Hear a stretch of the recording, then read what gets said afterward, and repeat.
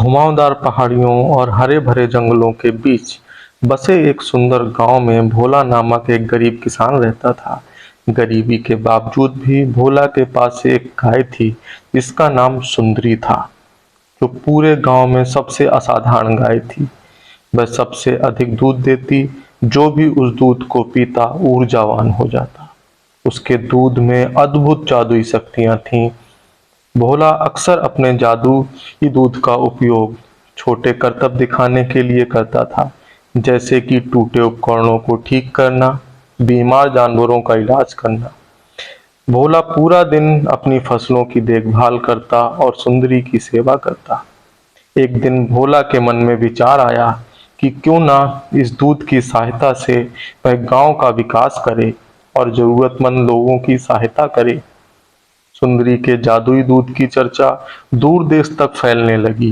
वहां के राजा के कानों में जब ये बात पहुंची तो वह उस गाय को पाने के लिए आतुर हो गया। राजा ने भोला को गाय के बदले ढेर सारा सोना देने की पेशकश की, पर भोला गरीब था, लालची नहीं।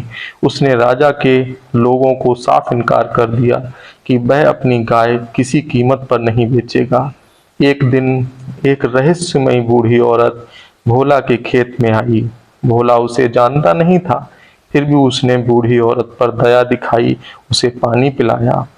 भोला की विनम्रता और दयालुता से प्रभावित होकर वो बूढ़ी औरत एक परी के रूप में बदल गई। भोला के सामने आई और भोला से एक इच्छा मांगने के लिए कहा। भोला ने बिना हिचकिचाहट अपने गांव की समृद्धि और खुशी की मांग की। परी मुस्कुराई और सुंदरी के ऊपर हाथ सहलाया और चली गई। अगले दिन जब भोला ने सुंदरी का दूध निकाला तो दूध हवा के संपर्क में आते ही सोने में बदल गया। भोला ये देख आश्चर्यचकित हो गया। भोला ने सच्चे मन से गांव के विकास के लिए काम करना शुरू कर दिया। उसने गांव में स्कूल, अस्पताल, धर्मशालाएं आदि का निर्माण कराया। आसपास के सभी लोगों के जीवन में सुधार किया।